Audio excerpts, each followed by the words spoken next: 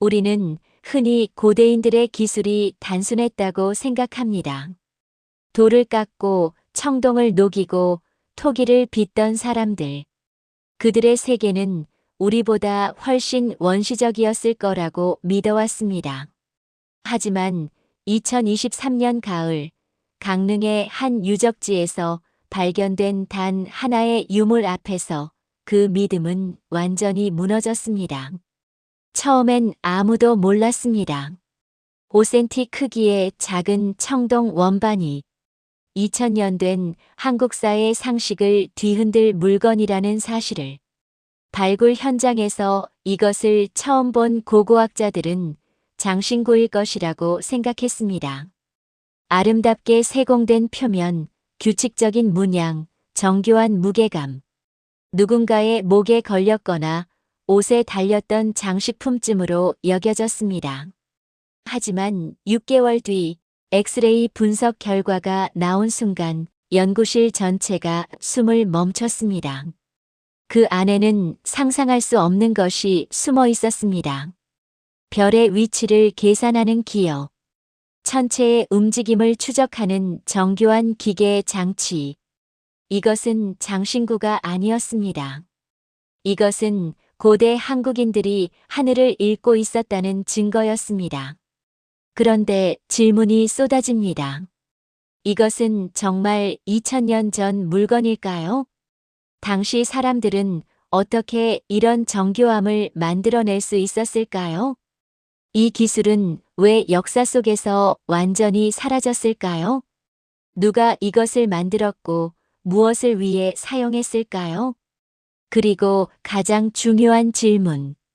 우리가 지금까지 배워온 한국 고대사는 과연 진실이었을까요? 단 5cm 크기의 이 물체가 던지는 질문 앞에서 역사학자들은 답을 찾지 못하고 있습니다. 오늘 우리는 이 놀라운 발견의 전말을 7가지 핵심 장면으로 나눠 살펴보려 합니다. 발굴 현장의 긴장감부터 과학 분석이 드러낸 충격적 진실까지, 고대 기술의 수준을 재평가하는 과정, 그리고 제작자의 정체를 추적하는 여정까지. 이 이야기를 따라가다 보면 여러분도 느끼실 겁니다. 우리가 알고 있던 과거는 어쩌면 빙산의 일각에 불과했을지도 모른다는 사실을. 자, 이제 2023년 가을 강릉 유적지로 함께 떠나볼까요? 역사가 다시 쓰이는 순간을 목격하러 갑니다. 새벽 안개가 채 거치지 않은 오전 7시 발굴팀은 삼국시대 추정 층위를 조심스럽게 파내고 있었습니다. 이곳은 예전부터 고분과 생활 유적이 겹쳐 있던 지역으로 이미 수십 점의 토기와 철기가 출토된 상태였습니다. 그날도 평범한 하루가 될 줄 알았습니다. 하지만 오전 9시 42분 발굴단 책임자인 김태현 박사 43세 국립문화재연구소의 손이 멈췄습니다. 흙 속에서 작은 금속 광택이 반짝였습니다. 크기는 손바닥 안에 쏙 들어오는 5.2cm, 무게는 약 78g. 청동 재질의 원반형 물체였습니다. 표면에는 미세한 선들이 규칙적으로 새겨져 있었고 중앙에는 작은 구멍이 뚫려 있었습니다. 김 박사는 조심스럽게 흙을 털어냈습니다. 이건 장신구 같은데요? 현장에 있던 다른 연구원들도 고개를 끄덕였습니다. 당시 기록을 보면 이렇게 적혀 있습니다. 강릉 정동진리 유적 발굴 일지 2023년 10월 15일 레이어 7 삼국시대 추정층에서 청동 원반형 물체 출토. 직경 5.2cm, 두께 0.8cm. 표면 문양 정교함. 용도 추정 의뢰용 장신구 또는 복식 부속품. 발굴 현장에서는 이런 작은 유물이 하루에도 여러 개씩 나옵니다. 토기 파편, 철제 도구, 장신구, 뼈 조각. 대부분은 즉시 분류되어 보관 상자에 담기고 몇 달 뒤 박물관 수장고 한 구석에 조용히 자리 잡습니다. 이 청동 원반도 그럴 운명이었습니다. 하지만 김 박사는 뭔가 이상하다는 느낌을 지울 수 없었습니다. 첫째, 무게 배분이 너무 정교했습니다. 손에 쥐었을 때 중심이 정확히 가운데로 쏠렸고 약간만 기울여도 그 차이가 느껴졌습니다. 둘째, 표면의 선들이 단순한 장식이 아닌 것처럼 보였습니다. 일정한 간격, 미세한 각도 차이, 마치 무언가를 계산한 듯한 배치. 셋째, 중앙 구멍의 위치가 수학적으로 너무 정확했습니다. 밀리미터 단위로 측정해도 오차가 거의 없었습니다. 이거 혹시 뭔가 다른 용도가 있었던 건 아닐까요? 김 박사의 질문에 현장 보조원들은 고개를 갸웃거렸습니다. 장신구 맞을 겁니다. 삼국시대 무덤에서 비슷한 거 많이 나오잖아요. 그래도 일단 정밀 분석 리스트에 올려봅시다. 그날 저녁 이 작은 유물은 다른 출토품들과 함께 서울국립문화재연구소로 이송됩니다. 보관 번호 아직 아무도 몰랐습니다. 이 작은 물체가 6개월 뒤 한국 고대사 학계 전체를 뒤흔들 폭탄이 될 줄은. 이 장면이 우리에게 남긴 메시지. 발견의 순간은 항상 조용합니다. 세상을 바꿀 진실도 처음엔 흙먼지 속에 묻혀 있습니다. 김태현 박사가 그날 느낀 뭔가 다르다는 직감은 단순한 우연이 아니었습니다. 오랜 경험이 만든 감각, 디테일을 놓치지 않는 관찰력, 그리고 이건 뭔가 특별하다고 믿는 용기. 이 세 가지가 없었다면 이 유물은 그냥 수장고 한 구석에서 잊혔을 겁니다. 우리 삶에도 이런 순간이 있지 않을까요? 지나치기 쉬운 작은 신호, 뭔가 이상하다는 느낌, 평범해 보이지만 특별한 가능성. 역사는 그런 순간을 놓치지 않은 사람들이 만들어 왔습니다. 다음 장면에서는 이 유물이 연구소에 도착한 뒤 과학 분석이 시작되는 과정을 살펴보겠습니다. 강릉에서 출토된 수백 점의 유물이 분류 작업을 거쳐 정밀 분석 대기 리스트에 올랐습니다. 청동 원반 GDJ 2023L7M42는 우선순위 중간쯤에 배정되었습니다. 특별히 급한 유물은 아니었지만 현장 책임자의 정밀 분석 요청 메모가 붙어 있었기 때문입니다. 2023년 11월 7일 보존과학연구원 박지은 박사 38세가 이 유물을 처음 마주했습니다. 확실히 정교하네요. 박 박사는 먼저 육안 관찰을 시작했습니다. 현미경으로 표면을 자세히 들여다보자 놀라운 사실이 드러났습니다. 표면의 선들이 단순히 새긴 것이 아니라 0.1 단위로 정교하게 파여 있었습니다. 더 놀라운 건 이 선들이 일정한 패턴을 이루고 있다는 점이었습니다. 마치 무언가를 측정하거나 계산하기 위한 눈금처럼 보였습니다. 이거 장신구 맞나? 박 박사는 의문을 품고 다음 단계로 넘어갔습니다. X-레이 촬영. 유물의 내부 구조를 투과 촬영하는 이 방법은 금속 유물 분석의 기본입니다. 부식 상태, 제작 방법, 내부 결함 등을 확인할 수 있기 때문입니다. 2023년 11월 9일 오후 2시 X-레이 촬영 결과가 모니터에 떴습니다. 그 순간 박 박사는 숨을 멈췄습니다. 이게 뭐지? 내부가 비어있지 않았습니다. 청동 원반 안쪽에 무언가가 들어 있었습니다. 작은 기어 같은 구조물들. 서로 맞물려 있는 듯한 형태. 규칙적으로 배치된 톱니바퀴 같은 것들. 이건 단순 장신구가 아니야. 박 박사는 즉시 상급 연구원에게 보고했고 다음 날 CT 스캔이 결정되었습니다. CT 스캔은 X-레이보다 훨씬 정밀하게 내부 구조를 3차원으로 재구성할 수 있는 방법입니다.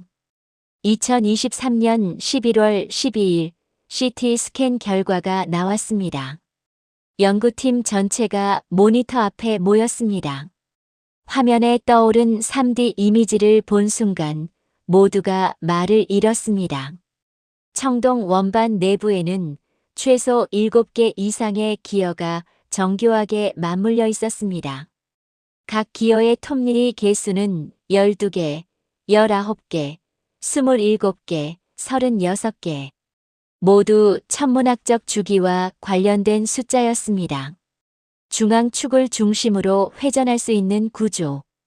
외부 원반에는 별자리를 나타내는 것으로 보이는 작은 구멍들. 이것은 기계였습니다. 고대 한국인들이 만든 천체의 움직임을 계산하는 기계. 당시 연구 보고서는 이렇게 적고 있습니다. 내부 기어 구조 분석 결과 이 유물은 단순 장식품이 아닌 기능성 기계 장치로 판단됨. 톱니바퀴의 배치와 비율은 태양과 달의 주기를 계산하기 위한 천문 계산기로 추정됨. 제작 시기 삼국시대 5세기부터 6세기 추정. 이는 기존에 알려진 한국 고대 천문학 수준을 크게 상회하는 발견임. 이 문장이 공식 보고서에 실린 순간 한국 고고학계는 충격에 빠졌습니다. 1500년 전 한국에 이런 기술이 존재했다고? 누가 만들었고 어떻게 사용했을까? 그리고 왜 이 기술은 역사에서 완전히 사라진 걸까? 이 장면이 우리에게 남긴 메시지. 진실은 표면 아래 숨어 있습니다. 겉으로 보이는 것만으로 판단하면 우리는 가장 중요한 것을 놓칩니다. 박지은 박사가 이상하다는 신호를 무시하지 않고 끝까지 분석을 진행한 덕분에 이 발견은 빛을 보게 되었습니다. 과학적 분석은 단순히 기계를 돌리는 게 아닙니다. 의문을 품고 질문하고 끝까지 파고드는 태도입니다. 우리 삶에서도 마찬가지입니다. 첫인상, 겉모습, 익숙한 설명에 만족하지 말고 그 안을 들여다보는 용기. 그 안에 진짜 답이 있을 수 있습니다. 다음 장면에서는 이 기계가 정확히 무엇을 계산했는지 천문 기능의 비밀을 파헤쳐 보겠습니다. CT 스캔으로 내부 구조가 밝혀지자 이제 핵심 질문이 남았습니다. 이 기계는 정확히 무엇을 계산했을까? 국립문화재연구소는 한국천문연구원과 공동연구팀을 구성했습니다. 천문학자, 고고학자, 기계공학자, 고대사 전문가들이 한자리에 모였습니다. 연구팀은 먼저 기어의 톱니 개수를 정확히 세기 시작했습니다. 가장 안쪽 기어 12개 톱니대, 두 번째 기어 19개 톱니대, 세 번째 기어 27개 톱니대, 네 번째 기어 36개 톱니대, 다섯 번째 기어 54개 톱니대, 여섯 번째 기어 72개 톱니대, 일곱 번째 외곽 기어 365개 미세 톱니대. 이 숫자들을 본 천문학자들은 즉시 알아챘습니다. 12일 12달 황도 12궁. 19메톤 주기 태양력과 음력이 일치하는 19년 주기. 27달의 항성월별을 기준으로 한 달의 공전 주기. 약 27.3일. 365일년의 날수. 이것은 단순한 장식이 아니었습니다. 고대 한반도 사람들이 태양, 달, 별의 움직임을 정확히 계산하고 있었다는 증거였습니다. 한국천문연구원 이현우 박사 52세는 이렇게 설명했습니다.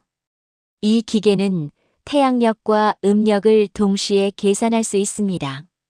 중앙축을 하루에 한 번 돌리면 각 기어가 정해진 비율로 회전하며 달의 위치, 태양의 위치 그리고 특정 별자리의 출현 시기를 알려줍니다. 더 놀라운 발견은 외곽 원반에 있었습니다. 365개의 미세한 구멍이 뚫려 있었는데 이 중 28개가 다른 구멍보다 약간 컸습니다. 28수. 동양 천문학에서 하늘을 28개 구역으로 나눈 별자리 체계입니다. 고대 중국, 한국, 일본에서 사용했던 이 체계는 매우 정교한 천문 관측을 요구합니다. 이 기계는 28수의 위치를 정확히 표시하고 있었습니다. 이건 5세기에 이미 28수 체계를 완벽히 이해하고 있었다는 뜻입니다. 이현우 박사의 말에 연구팀은 침묵했습니다. 지금까지 알려진 바로는 한국에서 28수 체계가 본격적으로 사용된 건 통일신라 시대 7-8세기 이후였습니다. 하지만 이 유물은 그보다 최소 200년 이상 앞선 시기의 것이었습니다. 연구팀은 실험을 결정했습니다. 3D 프린팅으로 이 기계의 복제품을 만들고 실제로 작동시켜 보기로 한 것입니다.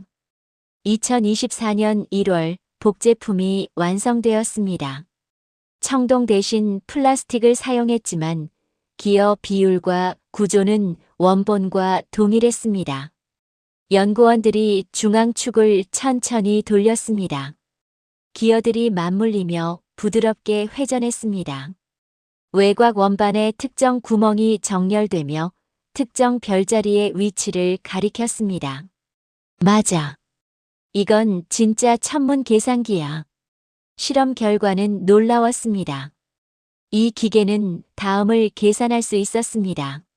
매일의 달 위상 초승달, 보름달, 금음달 등 태양의 황도, 상 위치 특정 별자리가 뜨고 지는 시간 일식과 월식의 대략적 예측, 시기 24절기의 도래 시점 한마디로 이것은 1500년 전의 천문 컴퓨터였습니다.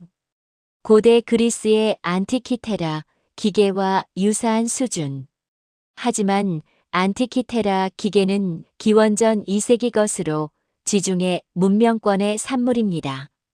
이 강릉 유물은 5-6세기 한반도에서 만들어진 것입니다.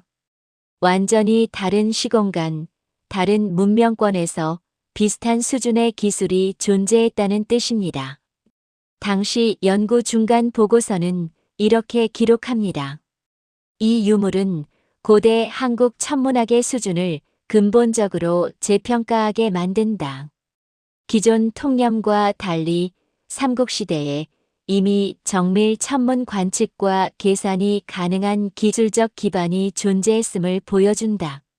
이는 단순히 중국 천문학을 수입한 것이 아니라 독자적 기술 발전이 있었을 가능성을 시사한다. 하지만 여전히 질문은 남았습니다. 이런 정밀한 기계를 만들 수 있었던 당시 기술 수준은 과연 어느 정도였을까? 이 장면이 우리에게 남긴 메시지. 숫자는 거짓말하지 않습니다. 12, 19, 27, 365. 이 숫자들은 우연히 나온 것이 아닙니다. 누군가는 밤하늘을 관찰하고 계산하고 패턴을 찾아냈습니다. 그리고 그 지식을 정교한 기계로 구현했습니다. 우리는 흔히 옛날 사람들은 몰랐을 것이라고 생각합니다. 하지만 이 기계는 말합니다. 그들은 알고 있었다. 우리가 상상하는 것보다 훨씬 더 깊이. 지식은 시간을 초월합니다. 과거의 지혜를 무시하는 순간 우리는 더 큰 진실을 놓칩니다. 다음 장면에서는 이 기계를 만든 제작 기술의 수준을 분석해 보겠습니다. 이제 핵심 질문은 이것이었습니다. 도대체 어떻게 이런 걸 만들었을까? 국립문화재연구소는 재료공학 전문가들을 추가로 영입했습니다. 금속 성분 분석, 제작 기법 복원, 공구 흔적 연구가 시작되었습니다. 먼저 청동 성분 분석 결과가 나왔습니다. 구리CU 87.3%, 주석 SN 11.2%, 나PB 1.5%. 이 비율은 매우 중요합니다.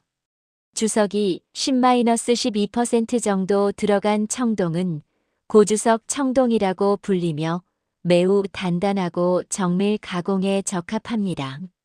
고대 중국의 종이나 거울, 정밀 도구에 사용되던 합금 비율입니다. 하지만 이 비율을 정확히 맞추려면 재련 기술이 상당히 발달해야 합니다. 온도 조절, 불순물 제거, 합금 비율 조정. 이 모든 게 경험과 지식 없이는 불가능합니다. 다음으로 기어 톱니의 정밀도를 측정했습니다. 각 톱니의 간격 오차 0.05 이하. 현대 정밀 가공 기준으로도 매우 우수한 수준입니다. 더 놀라운 건 이 작은 기어들이 주조가 아닌 절삭으로 만들어졌다는 점입니다. 주조는 틀에 쇳물을 부어 만드는 방법입니다. 절삭은 금속 덩어리를 깎아서 형태를 만드는 방법입니다. 현미경으로 톱니 표면을 관찰하자 미세한 절삭 공구 자국이 발견되었습니다. 일정한 방향, 일정한 깊이로 금속을 깎아낸 흔적. 이것은 매우 작고 날카로운 공구로 정교하게 작업했다는 의미입니다. 재료공학 전문가 최민석 교수 서울대는 이렇게 설명했습니다. 이 수준의 절삭 작업을 하려면 최소한 철제 정밀 공구가 필요합니다.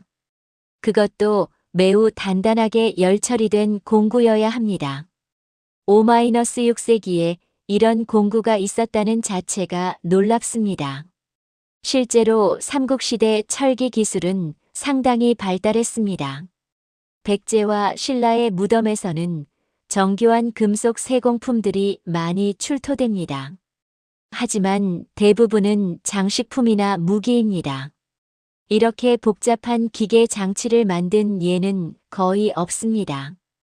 연구팀은 한 가지 더 놀라운 사실을 발견했습니다. 기어들이 맞물리는 부분에 미세한 윤활 흔적이 남아 있었던 것입니다. 화학 분석 결과 동물성 기름과 광물성 물질이 혼합된 윤활제로 확인되었습니다. 윤활제를 썼다는 건 이 기계가 실제로 자주 사용되었다는 뜻입니다. 박지은 박사의 말에 연구팀은 고개를 끄덕였습니다. 장식품이었다면 윤활제가 필요 없습니다. 하지만 실제로 계산 도구로 사용했다면 기어가 부드럽게 돌아가야 합니다. 그래서 윤활제를 발랐던 것입니다. 1500년 전 누군가는 이 작은 기계를 손에 쥐고 중앙축을 돌리며 하늘의 별을 계산했습니다. 연구팀은 제작 과정을 복원해 보기로 했습니다. 고대 기술만 사용해서 이 기계를 만들 수 있는지 실험한 것입니다. 2024년 3월 대장장이와 금속 세공 전문가들이 모였습니다. 전통 방식의 풀무, 숯불, 청동 재련, 철제 공구 제작. 모든 과정을 고대 방식으로 재현했습니다. 결과는 놀라웠습니다. 기술적으로는 가능했습니다. 하지만 엄청난 시간과 노력이 필요했습니다. 단 하나의 기어를 만드는 데만 숙련된 장인이 일주일 이상 걸렸습니다.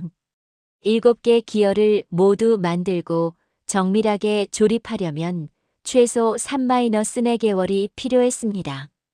그것도 실패 없이 완벽하게 작업했을 때의 이야기입니다.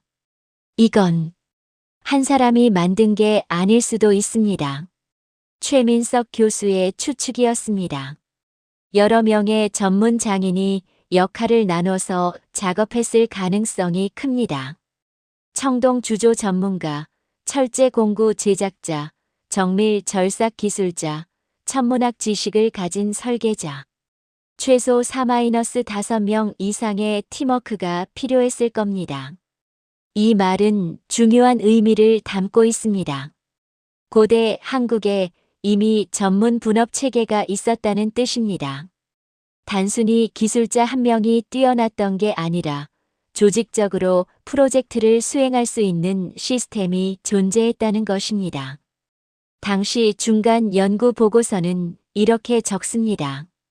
제작 기술 분석 결과 이 유물은 당시 최고 수준의 금속 가공 기술, 정밀 측정 능력, 그리고 조직적 분업 체계의 산물로 판단됨. 이는 삼국시대 한국 사회가 단순한 농경 사회가 아니라 고도로 발달한 기술 문명을 보유하고 있었음을 시사함. 하지만 여전히 가장 큰 질문이 남았습니다. 왜 이런 놀라운 기술이 역사에서 완전히 사라졌을까? 이 장면이 우리에게 남긴 메시지. 정밀함은 우연히 만들어지지 않습니다. 0.055차, 87.3% 합금 비율, 미세한 윤활제 흔적. 이 모든 것은 지식, 경험, 그리고 끊임없는 노력의 결과입니다. 고대 장인들은 오늘날 우리가 생각하는 것보다 훨씬 더 뛰어났습니다. 그들에게는 컴퓨터도, 현미경도, 정밀 측정 장비도 없었습니다. 하지만 손과 눈, 그리고 수십 년의 경험으로 이런 걸 만들어냈습니다. 우리는 과거를 너무 쉽게 과소평가합니다. 옛날엔 기술이 없었을 것이라는 편견. 하지만 진실은 다릅니다. 그들은 할 수 있었습니다. 우리가 상상하는 것 이상으로. 다음 장면에서는 이 발견이 한국 고대 천문학 역사를 어떻게 바꾸고 있는지 살펴보겠습니다. 한국 고고학회 충계학술대회에서 국립문화재연구소가 연구 결과를 공개한 것입니다. 발표가 끝나자 청중석에서 손이 일제히 올라갔습니다. 정말 5-6세기 유물이 확실합니까? 중국이나 다른 지역에서 수입된 물건일 가능성은 없습니까? 이 기술이 왜 후대에 전승되지 않았습니까? 질문은 쏟아졌고 토론은 3시간 넘게 이어졌습니다. 가장 뜨거운 논쟁은 이것이었습니다. 이 유물이 진짜 한국에서 만들어진 것인가 아니면 외부에서 들어온 것인가? 일부 학자들은 중국 수입품 가능성을 제기했습니다. 당시 백제와 신라는 중국 남조와 활발히 교류했습니다. 중국에서 만든 천문 기계를 가져왔을 수도 있지 않습니까? 하지만 연구팀은 명확한 증거를 제시했습니다. 첫째, 청동 성분 비율이 한반도 출토 청동기와 일치합니다. 둘째, 제작 기법의 미세한 특징들이 백제-신라 권역의 금속 세공품과 유사합니다. 셋째, 외곽 원반의 28수 표시 방식이 중국과 약간 다릅니다. 특히 세 번째 증거가 결정적이었습니다. 중국의 28수 체계는 적도, 좌표계를 기준으로 합니다. 하지만 이 유물의 28수는 황도 좌표계에 더 가깝게 배치되어 있었습니다. 한국천문연구원 이현우 박사는 이렇게 설명했습니다. 이건 중국 천문학을 그대로 복사한 게 아닙니다. 한반도의 위도에서 관측한 별의 위치를 반영해 독자적으로 재구성한 겁니다. 즉, 한국에서 직접 별을 관측하고 그 데이터를 바탕으로 이 기계를 설계했다는 뜻입니다. 이 발견은 한국 고대 천문학사를 근본적으로 바꿔놓았습니다. 기존 통념은 이랬습니다. 한국의 본격적인 천문학은 통일신라 시대 7-8세기부터 시작되었다. 삼국시대에는 단순한 별자리 관측 정도만 있었을 것이다. 하지만 강릉 유물은 이렇게 말합니다. 아니다. 5-6세기에 이미 정밀 천문 계산이 가능한 수준이었다. 연구팀은 고대 문헌을 다시 검토하기 시작했습니다. 삼국사기 백제본기를 보면 이런 기록이 있습니다. 계로왕 21년 475년 봄 2월 일식이 있었다. 왕이 천문 관측관에게 명하여 재앙을 막는 의식을 치르게 하였다. 일식을 미리 알고 대비했다는 뜻입니다. 일식을 예측하려면 태양과 달의 정확한 궤도 계산이 필요합니다. 강릉 유물 같은 도구 없이는 불가능한 일입니다. 삼국사기 신라본기에도 비슷한 기록이 있습니다. 눌지왕 4년 420년 별이 떨어졌다. 천문 박사가 28수 중 동쪽 별자리에 이변이 있다고 보고했다. 28수를 정확히 구분할 수 있었다는 뜻입니다. 이것도 체계적인 관측 도구 없이는 어렵습니다. 우리는 그동안 이 기록들을 단순한 점성술 정도로 치부했습니다. 고대사 전문가 정명호 교수 고려대의 말이었습니다. 하지만 강릉 유물을 보고 나니 이 기록들이 완전히 다르게 보입니다. 이건 점성술이 아니라 과학이었습니다. 연구팀은 한 가지 더 중요한 가설을 세웠습니다. 왜 이 기술이 후대에 전승되지 않았을까? 답은 역사적 격변기에 있었습니다. 5-6세기는 삼국시대 중반기입니다. 고구려, 백제, 신라가 치열하게 경쟁하던 시기. 특히 백제는 475년 고구려의 공격으로 수도 한성이 함락되며 엄청난 혼란을 겪습니다.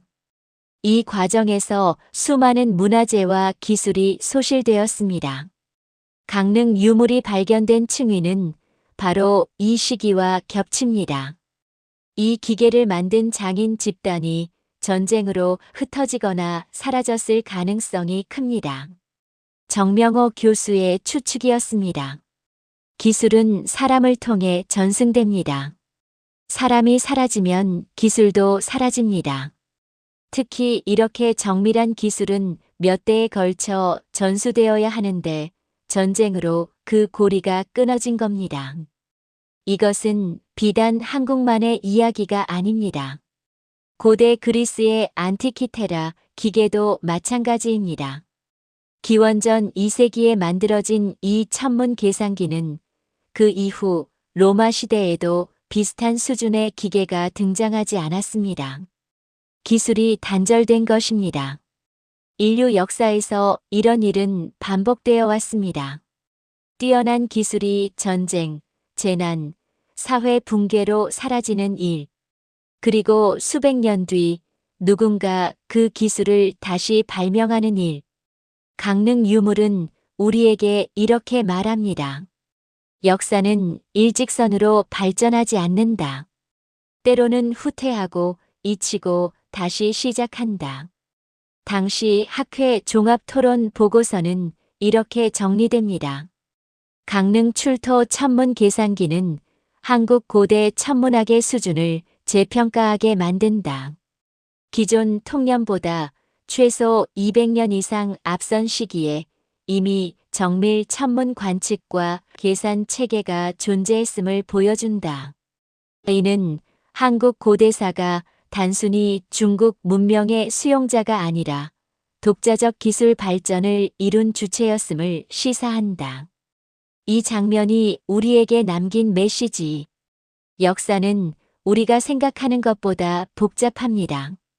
교과서에 실린 몇 줄의 문장 뒤에는 우리가 모르는 수많은 이야기가 숨어 있습니다.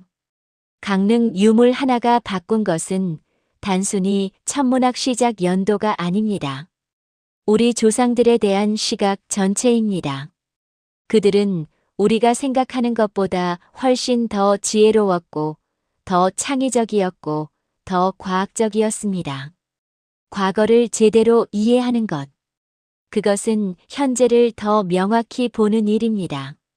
다음 장면에서는 이 기계를 만든 사람이 누구였을지 제작자의 정체를 추적해 보겠습니다. 이 장면이 우리에게 남긴 메시지. 역사는 우리가 생각하는 것보다 복잡합니다. 교과서에 실린 몇 줄의 문장 뒤에는 우리가 모르는 수많은 이야기가 숨어 있습니다. 강릉 유물 하나가 바꾼 것은 단순히 천문학 시작 연도가 아닙니다. 우리 조상들에 대한 시각 전체입니다. 그들은 우리가 생각하는 것보다 훨씬 더 지혜로웠고, 더 창의적이었고, 더 과학적이었습니다. 과거를 제대로 이해하는 것. 그것은 현재를 더 명확히 보는 일입니다. 다음 장면에서는 이 기계를 만든 사람이 누구였을지 제작자의 정체를 추적해 보겠습니다. 도대체 누가 이걸 만들었을까? 이름도 얼굴도 기록도 없는 사람. 하지만 1500년 뒤 우리에게 이 놀라운 기계를 남긴 사람. 연구팀은 역사적 맥락과 고고학적 증거를 종합해 제작자의 정체를 추적하기 시작했습니다. 먼저 출토 위치를 다시 분석했습니다. 강릉 정동진리 유적은 단순한 주거지가 아니었습니다. 주변에서 다량의 청동 슬래그 찌꺼기와 철 재련 흔적이 발견되었습니다. 즉, 이곳은 금속 가공 공방이 있던 지역이었습니다. 더 흥미로운 건 이 유적지 근처에서 과거 천문 관측대로 추정되는 석조 구조물이 발견되었다는 점입니다. 2010년대 초반 발굴 조사에서 확인된 이 구조물은 당시에는 제대로 주목받지 못했습니다. 하지만 지금 다시 보니 명확한 동서남북 방향 정렬과 특정 각도로 배치된 돌들이 천체 관측용으로 보였습니다. 금속 공방 천문 관측대 이곳은 천문 기계를 만들던 장소였을 가능성이 큽니다. 김태현 박사의 추론이었습니다. 그렇다면 제작자는 누구였을까? 고대 한국 사회에서 천문학을 다룰 수 있었던 사람은 매우 제한적이었습니다. 첫째, 왕실 천문 관측관. 둘째, 고위 관료 중 학문을 겸한 사람. 셋째, 특수기술자 집단. 삼국시대 문헌 기록을 보면 백제와 신라 모두 천문 박사라는 직책이 있었습니다. 삼국사기에는 이런 기록이 있습니다. 백제 무령왕 23년 523년 천문 박사 고흥이 해성 출현을 보고하고 재앙을 예방하는 의례를 건의하였다. 고흥. 이 이름은 단 한 번 나오고 다시는 등장하지 않습니다. 하지만 이 짧은 기록은 중요한 정보를 담고 있습니다. 백제에는 천문 박사라는 공식 직책이 있었고 그들은 하늘을 관측하고 왕에게 보고하는 역할을 했습니다. 강릉은 당시 신라와 백제의 경계 지역이었습니다. 5세기 중반까지는 고구려의 영향권이었다가 이후 신라가 점차 세력을 확장하던 곳입니다. 이 기계를 만든 사람은 아마도 신라 또는 백제의 천문 박사였을 가능성이 큽니다. 정명호 교수의 추측이었습니다. 왕실의 명을 받아 천문 관측용 도구를 제작하던 중 전쟁이나 정치적 혼란으로 프로젝트가 중단되었을 수 있습니다. 그리고 이 기계는 공방에 남겨진 채 땅에 묻혔던 거죠. 연구팀은 한 가지 더 흥미로운 가설을 세웠습니다. 이 기계가 완성품이 아닐 수도 있다는 것입니다. CT 스캔 이미지를 다시 분석하자 일부 기어의 미세한 미완성 부분이 발견되었습니다. 마지막 마무리 작업이 이루어지지 않은 흔적. 이건 작업 중에 갑자기 중단된 것 같습니다. 박지은 박사의 말이었습니다. 제작자는 이 기계를 완성하려 했지만 무슨 이유에서인가 끝내지 못했습니다. 전쟁, 죽음 또는 다른 급박한 상황이 있었을 겁니다.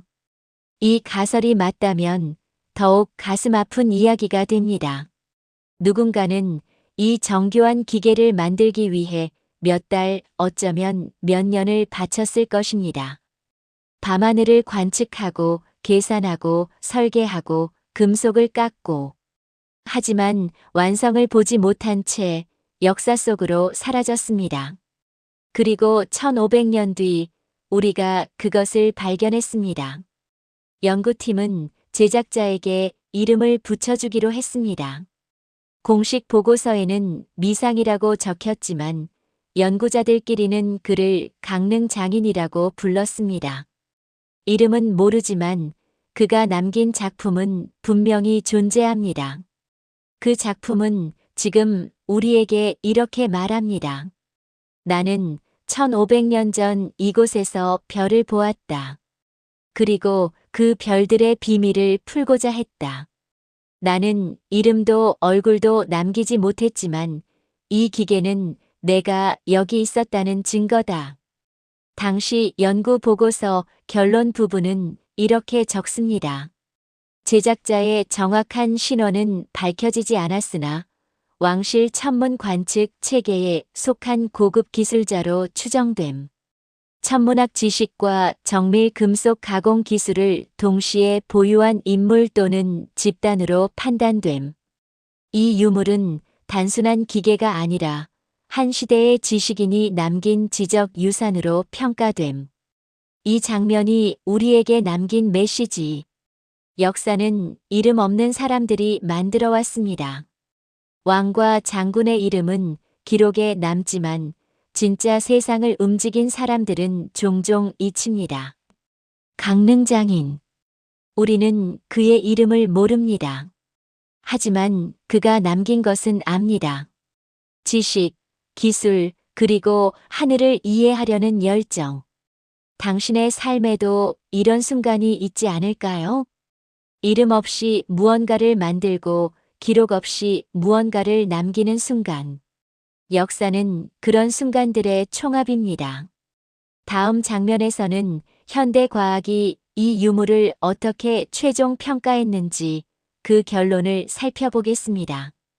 국제학술지 저널 오브 아키올로지컬 사이언스에 논문이 제출되었고 전 세계 고고학자들의 검증을 받게 되었습니다. 논문 제목은 이랬습니다. AOTH-6TH Century Astronomical Computing Device from GANGNUNG Korea Redefining Ancient Korean Astronomy. 강릉 출토 5-6세기 천문 계산 장치 한국 고대 천문학의 제정에 3명의 국제심사위원이 배정되었습니다. 영국 케임브리지대 고고학 교수, 미국 MIT 기계공학사 전문가, 일본 교토대 동양 천문학사 연구자. 심사는 4개월 동안 진행되었습니다. 심사위원들은 직접 한국을 방문해 유물을 확인했고 모든 분석 데이터를 검토했습니다. 2024년 10월 심사 결과가 나왔습니다. Except with minor revisions. 게재 승인. 국제학계가 이 발견을 공식 인정한 것입니다. 케임브리지대 심사위원은 평가 의견서에 이렇게 적었습니다. This discovery challenges our understanding of ancient technological capabilities. The GANGNUNG device demonstrates that advanced astronomical computing was not limited to Mediterranean civilizations. Korea possessed independent scientific traditions of remarkable sophistication. 이 발견은 고대 기술 능력에 대한 우리의 이해를 뒤흔든다. 강릉 장치는 고급 천문 계산 기술이 지중해 문명권에만 국한되지 않았음을 보여준다. 한국은 놀라울 만큼 정교한 독자적 과학 전통을 보유하고 있었다. MIT 심사위원은 기술적 측면에 주목했습니다. The precision of gear ratios and the sophistication of the mechanism are comparable to the ANTIKY the RA device. However, the design philosophy differs, suggesting independent development rather than cultural transmission. 기어 비율의 정밀도와 기계 구조의 정교함은 안티키테라 장치에 필적한다. 하지만 설계 철학이 다르며 이는 문화 전파가 아닌 독자적 발전을 시사한다. 일본 교토대 심사위원은 동아시아 천문학사의 맥락에서 평가했습니다. This finding requires us to reconsider the timeline of astronomical development in East Asia. Korea was not merely a recipient of Chinese knowledge, but an active participant in astronomical science with its own innovations. 이 발견은 동아시아 천문학 발전 연대기를 재고하게 만든다. 한국은 단순히 중국 지식의 수용자가 아니라 독자적 혁신을 가진 천문학의 능동적 참여자였다. 2024년 11월 논문이 공식 게재되었습니다. 전 세계 언론이 이 뉴스를 보도했습니다. BBC Ancient Korean Computer Rewrites History of Astronomy. 뉴요크 타임즈 OTH Century Device from Korea Rivals Ancient Greek Technology. 네이처 누주 GANGNEUNG Mechanism A New Chapter in Ancient Science. 한국 학계도 들썩였습니다. 국립중앙박물관은 특별전 개최를 결정했습니다. 2025년 봄 하늘을 계산한 사람들 강릉 천문기계의 비밀이라는 제목의 전시가 열렸습니다. 개막 첫 주에 3만 명이 방문했습니다.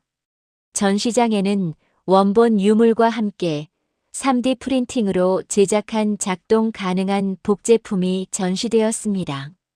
관람객들은 직접 손잡이를 돌리며 1500년 전 기계가 어떻게 별의 위치를 계산했는지 체험할 수 있었습니다. 한 중학생 관람객은 방명록에 이렇게 적었습니다. 우리 조상들이 이렇게 대단했다는 걸 처음 알았어요. 역사 교과서에는 안 나와 있는 이야기인데 왜 이제야 알게 된 걸까요? 앞으로 더 많은 것들이 발견되면 좋겠어요. 이 한 줄의 문장이 모든 것을 말해줍니다. 우리가 배운 역사는 완전하지 않습니다. 아직 발견되지 않은 진실이 땅 속에, 기록 속에, 우리가 모르는 어딘가에 숨어 있습니다. 강릉 천문기계는 그중 하나일 뿐입니다. 연구팀은 이제 새로운 질문을 던지기 시작했습니다. 이런 기계가 한국에 이것 하나뿐이었을까? 다른 지역, 다른 시대에도 비슷한 기술이 있었을 가능성은? 우리가 아직 발견하지 못한 고대 기술은 또 무엇이 있을까? 2025년 현재 전국의 삼국시대 유적지에서 재발굴 작업이 진행 중입니다. 과거에는 단순 장신구로 분류되어 수장고에 보관된 금속 유물들을 다시 꺼내 정밀 분석을 하고 있습니다. 어쩌면 그 속에서 제2, 제3의 강릉 천문 기계가 발견될지도 모릅니다. 최종 연구 보고서는 이렇게 마무리됩니다. 강릉 출토 천문 계산 장치는 한국 고대사에 대한 근본적 재평가를 요구한다. 이는 단순히 하나의 유물 발견을 넘어 우리가 과거를 이해하는 방식 자체를 바꾸는 사건이다. 고대 한국은 우리가 생각했던 것보다 훨씬 더 과학적이고 기술적이고 창의적인 사회였다. 앞으로의 연구는 이러한 관점에서 재출발해야 할 것이다. 이 장면이 우리에게 남긴 메시지. 진실은 기다립니다. 1500년 동안 땅속에 묻혀 있었지만 진실은 사라지지 않았습니다. 누군가 찾아줄 때까지 조용히 기다렸습니다. 그리고 마침내 빛을 보았습니다. 현대 과학은 과거의 지혜를 증명하는 도구입니다. X-ray, CT 스캔, 정밀 분석. 이 모든 첨단 기술이 결국 말하는 것은 하나입니다. 과거 사람들은 위대했다. 우리는 과거를 너무 쉽게 무시합니다. 하지만 그들이 남긴 것을 제대로 보는 순간 우리는 겸손해집니다. 역사는 끝나지 않았습니다. 아직 발견되지 않은 이야기들이 우리를 기다리고 있습니다. 우리는 지금까지 7가지 장면을 통해 작은 청동 원반이 어떻게 한국 고대사 전체를 흔들었는지 확인했습니다. 발굴 현장의 첫 발견부터 과학 분석이 드러낸 충격적 진실, 제작 기술의 놀라운 수준, 역사적 맥락의 재해석, 제작자의 정체 추적, 그리고 국제학계의 공식 인정까지. 이 7장면은 서로 떨어진 이야기가 아닙니다. 하나의 축을 중심으로 연결되어 있습니다. 그 축은 바로 이것입니다. 우리가 알고 있던 과거는 빙산의 일각에 불과했다. 강릉 정동진리 발굴 보고서는 이렇게 기록합니다. 이 유물은 우연히 발견된 것이 아니라 역사가 우리에게 준 메시지다. 과거를 제대로 보라는, 겸손하게 배우라는 메시지. 1500년 전 강릉의 한 장인은 자신의 이름이 역사에 남을 거라고 생각하지 않았을 것입니다. 그는 단지 하늘을 이해하고 싶었을 뿐입니다. 별들의 움직임을 계산하고 그 비밀을 풀고 싶었을 뿐입니다. 하지만 그가 남긴 작은 기계는 1500년 뒤 우리에게 거대한 질문을 던졌습니다. 당신은 과거를 제대로 보고 있는가? 교과서에 실린 몇 줄의 문장 뒤에 얼마나 많은 진실이 숨어 있는지 생각해 본 적 있는가? 오늘 우리가 이 이야기를 통해 배운 교훈은 명확합니다. 역사는 완성되지 않았습니다. 아직 발견되지 않은 진실, 아직 해석되지 않은 기록, 아직 빛을 보지 못한 유물들이 우리를 기다리고 있습니다. 그리고 그 진실을 찾아내는 것은 바로 우리의 몫입니다.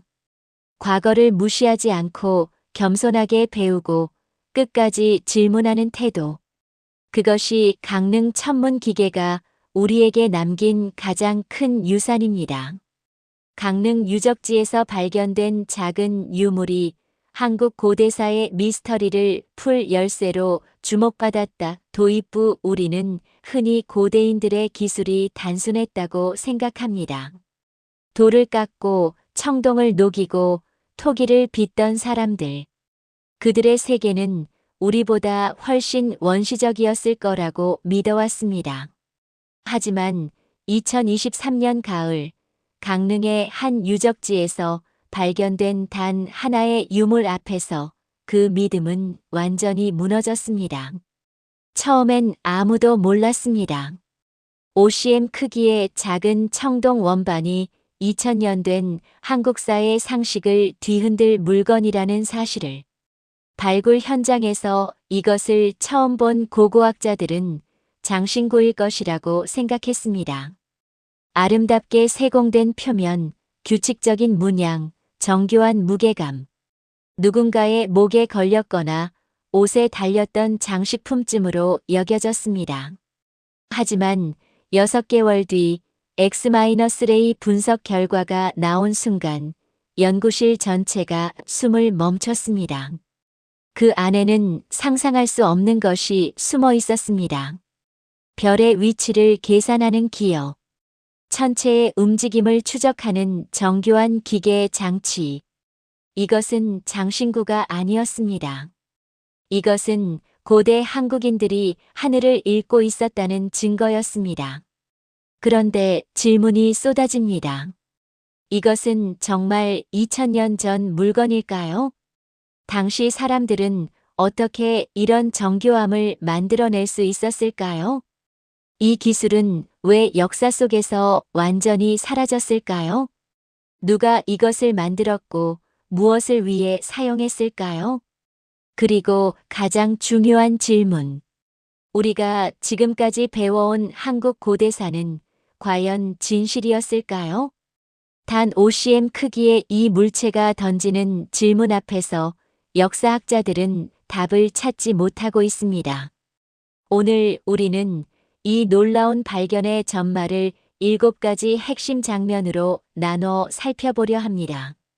발굴 현장의 긴장감부터 과학 분석이 드러낸 충격적 진실까지 고대 기술의 수준을 재평가하는 과정, 그리고 제작자의 정체를 추적하는 여정까지 이 이야기를 따라가다 보면 여러분도 느끼실 겁니다.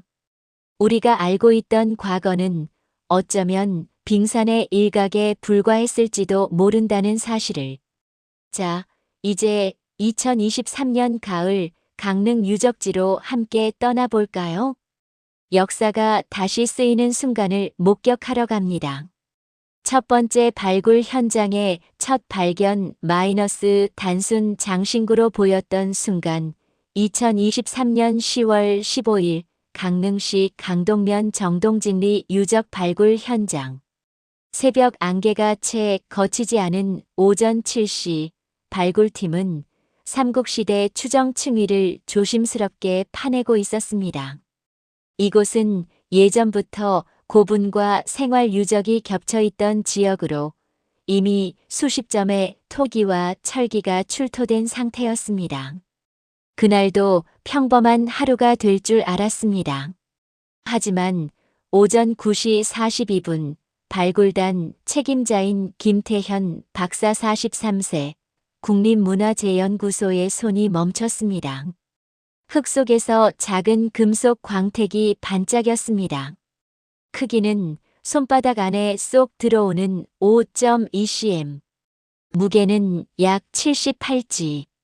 청동 재질의 원반형 물체였습니다. 표면에는 미세한 선들이 규칙적으로 새겨져 있었고 중앙에는 작은 구멍이 뚫려 있었습니다. 김 박사는 조심스럽게 흙을 털어냈습니다. 이건 장신구 같은데요? 현장에 있던 다른 연구원들도 고개를 끄덕였습니다. 당시 기록을 보면 이렇게 적혀 있습니다. 강릉 정동진리 유적 발굴 일지 2023년 10월 15일 레이어 7삼국시대 추정층에서 청동 원반형 물체 출토. 직경 5.2cm, 두께 0.8cm. 표면 문양 정교함. 용도 추정 의뢰용 장신구 또는 복식 부속품. 발굴 현장에서는 이런 작은 유물이 하루에도 여러 개씩 나옵니다. 토기 파편, 철제 도구, 장신구, 뼈 조각. 대부분은 즉시 분류되어 보관 상자에 담기고 몇 달 뒤 박물관 수장고 한 구석에 조용히 자리 잡습니다. 이 청동 원반도 그럴 운명이었습니다. 하지만 김 박사는 뭔가 이상하다는 느낌을 지울 수 없었습니다. 첫째, 무게 배분이 너무 정교했습니다. 손에 쥐었을 때 중심이 정확히 가운데로 쏠렸고 약간만 기울여도 그 차이가 느껴졌습니다. 둘째, 표면의 선들이 단순한 장식이 아닌 것처럼 보였습니다. 일정한 간격, 미세한 각도 차이, 마치 무언가를 계산한 듯한 배치. 셋째, 중앙 구멍의 위치가 수학적으로 너무 정확했습니다.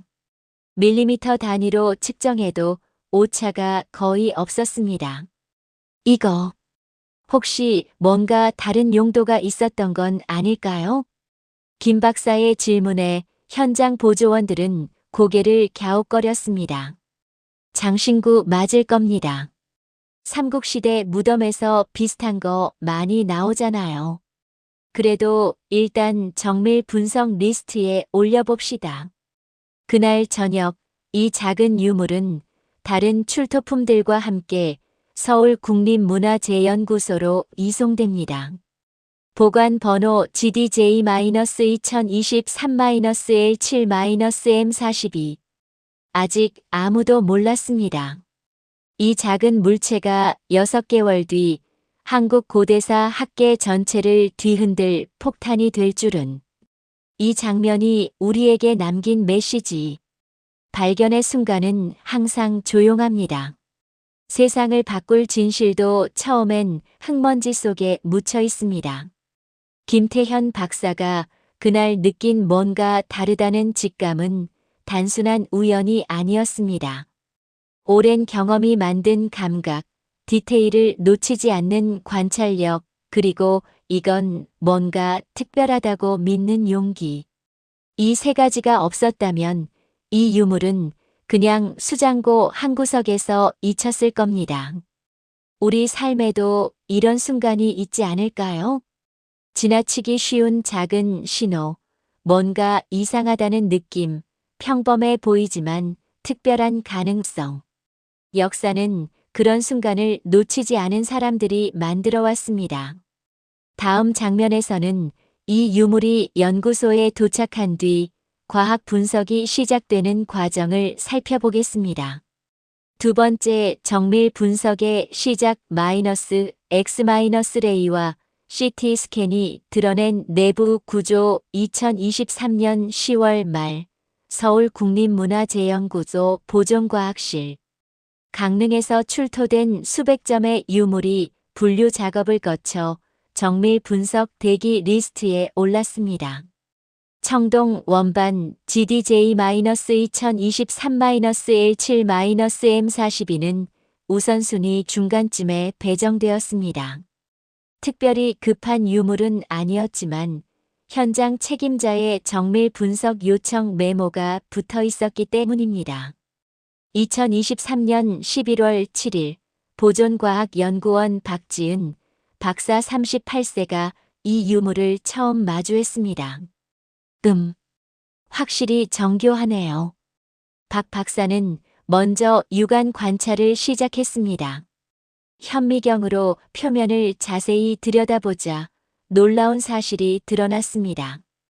표면의 선들이 단순히 새긴 것이 아니라 0.1 단위로 정교하게 파여 있었습니다. 더 놀라운 건 이 선들이 일정한 패턴을 이루고 있다는 점이었습니다. 마치 무언가를 측정하거나 계산하기 위한 눈금처럼 보였습니다. 이거 장신구 맞나? 박 박사는 의문을 품고 다음 단계로 넘어갔습니다. X-레이 촬영. 유물의 내부 구조를 투과 촬영하는 이 방법은 금속 유물 분석의 기본입니다. 부식 상태, 제작 방법, 내부 결함 등을 확인할 수 있기 때문입니다. 2023년 11월 9일 오후 2시 X-레이 촬영 결과가 모니터에 떴습니다. 그 순간 박 박사는 숨을 멈췄습니다. 이게 뭐지? 내부가 비어있지 않았습니다.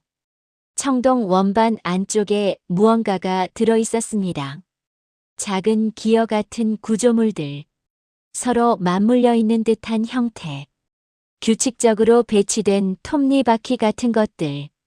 이건 단순 장신구가 아니야. 박 박사는 즉시 상급 연구원에게 보고했고 다음 날 CT 스캔이 결정되었습니다.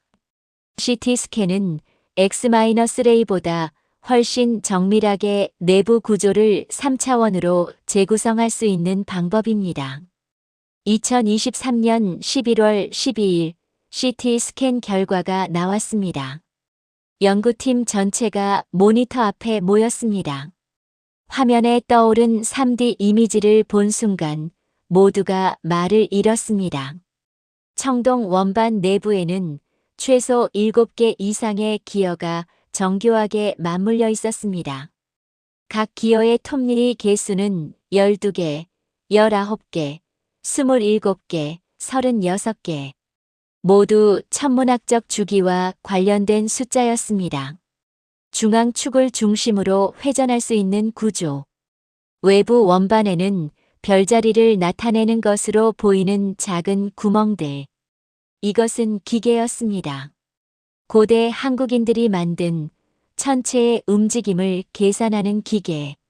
당시 연구 보고서는 이렇게 적고 있습니다.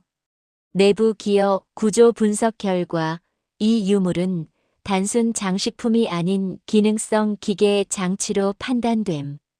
톱니바퀴의 배치와 비율은 태양과 달의 주기를 계산하기 위한 천문 계산기로 추정됨. 제작 시기 삼국시대 5-6세기 추정. 이는 기존에 알려진 한국 고대 천문학 수준을 크게 상회하는 발견임. 이 문장이 공식 보고서에 실린 순간 한국 고고학계는 충격에 빠졌습니다. 1500년 전 한국에 이런 기술이 존재했다고? 누가 만들었고 어떻게 사용했을까? 그리고 왜 이 기술은 역사에서 완전히 사라진 걸까? 이 장면이 우리에게 남긴 메시지. 진실은 표면 아래 숨어 있습니다. 겉으로 보이는 것만으로 판단하면 우리는 가장 중요한 것을 놓칩니다. 박지은 박사가 이상하다는 신호를 무시하지 않고 끝까지 분석을 진행한 덕분에 이 발견은 빛을 보게 되었습니다. 과학적 분석은 단순히 기계를 돌리는 게 아닙니다. 의문을 품고 질문하고 끝까지 파고드는 태도입니다. 우리 삶에서도 마찬가지입니다. 첫인상, 겉모습, 익숙한 설명에 만족하지 말고 그 안을 들여다보는 용기. 그 안에 진짜 답이 있을 수 있습니다. 다음 장면에서는 이 기계가 정확히 무엇을 계산했는지 천문 기능의 비밀을 파헤쳐 보겠습니다. 세 번째, 천문 계산 기능의 발견 마이너스 별의 위치를 추적하는 기어 시스템. 2023년 12월 연구는 새로운 국면에 접어들었습니다. CT 스캔으로 내부 구조가 밝혀지자 이제 핵심 질문이 남았습니다. 이 기계는 정확히 무엇을 계산했을까? 국립문화재연구소는 한국천문연구원과 공동연구팀을 구성했습니다. 천문학자, 고고학자, 기계공학자, 고대사 전문가들이 한자리에 모였습니다. 연구팀은 먼저 기어의 톱니 개수를 정확히 세기 시작했습니다. 가장 안쪽 기어 12개 톱니대, 두 번째 기어 19개 톱니대, 세 번째 기어 27개 톱니대, 네 번째 기어 36개 톱니대, 다섯 번째 기어 54개 톱니대, 여섯 번째 기어 72개 톱니대, 일곱 번째 외곽 기어 365개 미세 톱니대. 이 숫자들을 본 천문학자들은 즉시 알아챘습니다. 12일 12달 황도 12궁. 19메톤 주기 태양력과 음력이 일치하는 19년 주기. 27달의 항성월별을 기준으로 한 달의 공전 주기. 약 27.3일. 365일년의 날수. 이것은 단순한 장식이 아니었습니다. 고대 한반도 사람들이 태양, 달, 별의 움직임을 정확히 계산하고 있었다는 증거였습니다. 한국천문연구원 이현우 박사 52세는 이렇게 설명했습니다. 이 기계는 태양력과 음력을 동시에 계산할 수 있습니다. 중앙축을 하루에 한 번 돌리면 각 기어가 정해진 비율로 회전하며 달의 위치, 태양의 위치 그리고 특정 별자리의 출현 시기를 알려줍니다. 더 놀라운 발견은 외곽 원반에 있었습니다. 365개의 미세한 구멍이 뚫려 있었는데 이 중 28개가 다른 구멍보다 약간 컸습니다. 28수. 동양 천문학에서 하늘을 28개 구역으로 나눈 별자리 체계입니다. 고대 중국, 한국, 일본에서 사용했던 이 체계는 매우 정교한 천문 관측을 요구합니다. 이 기계는 28수의 위치를 정확히 표시하고 있었습니다. 이건 5세기에 이미 28수 체계를 완벽히 이해하고 있었다는 뜻입니다. 이현우 박사의 말에 연구팀은 침묵했습니다. 지금까지 알려진 바로는 한국에서 28수 체계가 본격적으로 사용된 건 통일신라 시대 7-8세기 이후였습니다. 하지만 이 유물은 그보다 최소 200년 이상 앞선 시기의 것이었습니다. 연구팀은 실험을 결정했습니다. 3D 프린팅으로 이 기계의 복제품을 만들고 실제로 작동시켜 보기로 한 것입니다. 2024년 1월 복제품이 완성되었습니다. 청동 대신 플라스틱을 사용했지만 기어 비율과 구조는 원본과 동일했습니다. 연구원들이 중앙축을 천천히 돌렸습니다. 기어들이 맞물리며 부드럽게 회전했습니다.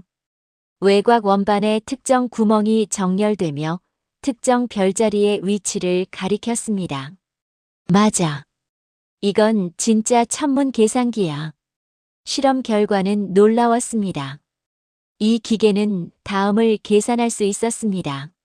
매일의 달 위상 초승달, 보름달, 금음달 등 태양의 황도, 상 위치 특정 별자리가 뜨고 지는 시간 일식과 월식의 대략적 예측, 시기 24절기의 도래 시점 한마디로 이것은 1500년 전의 천문 컴퓨터였습니다.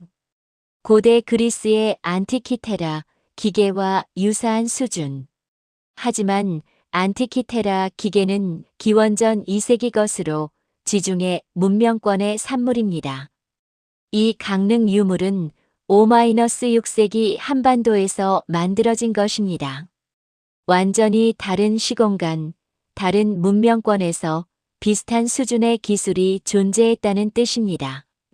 당시 연구 중간 보고서는 이렇게 기록합니다. 이 유물은 고대 한국 천문학의 수준을 근본적으로 재평가하게 만든다. 기존 통념과 달리 삼국시대에 이미 정밀 천문 관측과 계산이 가능한 기술적 기반이 존재했음을 보여준다. 이는 단순히 중국 천문학을 수입한 것이 아니라 독자적 기술 발전이 있었을 가능성을 시사한다. 하지만 여전히 질문은 남았습니다. 이런 정밀한 기계를 만들 수 있었던 당시 기술 수준은 과연 어느 정도였을까? 이 장면이 우리에게 남긴 메시지. 숫자는 거짓말하지 않습니다. 12, 19, 27, 365. 이 숫자들은 우연히 나온 것이 아닙니다. 누군가는 밤하늘을 관찰하고 계산하고 패턴을 찾아냈습니다. 그리고 그 지식을 정교한 기계로 구현했습니다. 우리는 흔히 옛날 사람들은 몰랐을 것이라고 생각합니다. 하지만 이 기계는 말합니다. 그들은 알고 있었다. 우리가 상상하는 것보다 훨씬 더 깊이. 지식은 시간을 초월합니다. 과거의 지혜를 무시하는 순간 우리는 더 큰 진실을 놓칩니다. 다음 장면에서는 이 기계를 만든 제작 기술의 수준을 분석해 보겠습니다. 네 번째 제작 기술의 수준 마이너스 당시로서는 불가능해 보이는 정밀도 2024년 2월 연구는 더욱 깊은 단계로 들어갔습니다. 이제 핵심 질문은 이것이었습니다. 도대체 어떻게 이런 걸 만들었을까? 국립문화재연구소는 재료공학 전문가들을 추가로 영입했습니다. 금속 성분 분석, 제작 기법 복원, 공구 흔적 연구가 시작되었습니다. 먼저 청동 성분 분석 결과가 나왔습니다. 구리시유 87.3%, 주석 SN 11.2%, 납PB 1.5%. 이 비율은 매우 중요합니다. 주석이 10-12% 정도 들어간 청동은 고주석 청동이라고 불리며 매우 단단하고 정밀 가공에 적합합니다. 고대 중국의 종이나 거울, 정밀 도구에 사용되던 합금 비율입니다. 하지만 이 비율을 정확히 맞추려면 제련 기술이 상당히 발달해야 합니다. 온도 조절, 불순물 제거, 합금 비율 조정. 이 모든 게 경험과 지식 없이는 불가능합니다. 다음으로 기어 톱니의 정밀도를 측정했습니다. 각 톱니의 간격 오차 0.05 이하. 현대 정밀 가공 기준으로도 매우 우수한 수준입니다. 더 놀라운 건 이 작은 기어들이 주조가 아닌 절삭으로 만들어졌다는 점입니다. 주조는 틀에 쇳물을 부어 만드는 방법입니다. 절삭은 금속 덩어리를 깎아서 형태를 만드는 방법입니다. 현미경으로 톱니 표면을 관찰하자 미세한 절삭 공구 자국이 발견되었습니다. 일정한 방향, 일정한 깊이로 금속을 깎아낸 흔적. 이것은 매우 작고 날카로운 공구로 정교하게 작업했다는 의미입니다. 재료공학 전문가 최민석 교수 서울대는 이렇게 설명했습니다. 이 수준의 절삭 작업을 하려면 최소한 철제 정밀 공구가 필요합니다. 그것도 매우 단단하게 열처리된 공구여야 합니다. 5-6세기에 이런 공구가 있었다는 자체가 놀랍습니다. 실제로 삼국시대 철기 기술은 상당히 발달했습니다.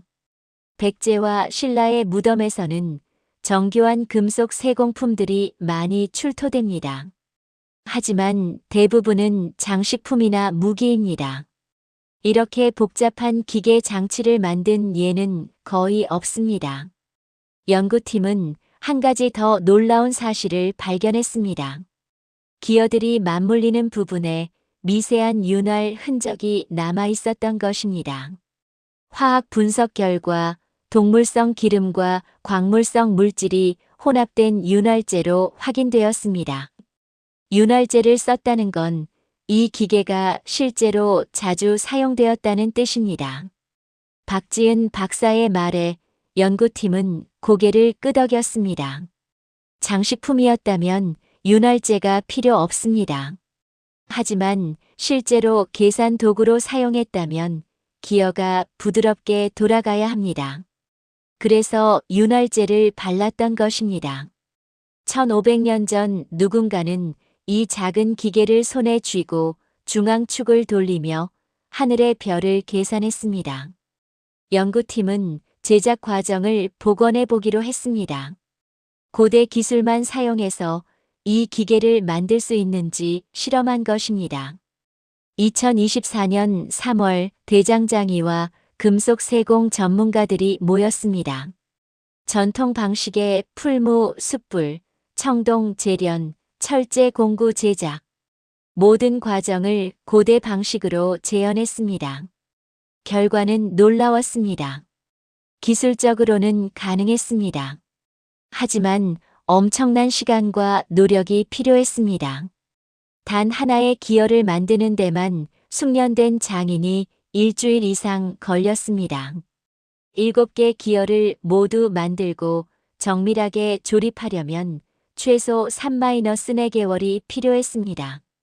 그것도 실패 없이 완벽하게 작업했을 때의 이야기입니다. 이건 한 사람이 만든 게 아닐 수도 있습니다. 최민석 교수의 추측이었습니다. 여러 명의 전문 장인이 역할을 나눠서 작업했을 가능성이 큽니다. 청동 주조 전문가, 철제 공구 제작자, 정밀 절삭 기술자, 천문학 지식을 가진 설계자. 최소 4-5명 이상의 팀워크가 필요했을 겁니다. 이 말은 중요한 의미를 담고 있습니다. 고대 한국에 이미 전문 분업 체계가 있었다는 뜻입니다.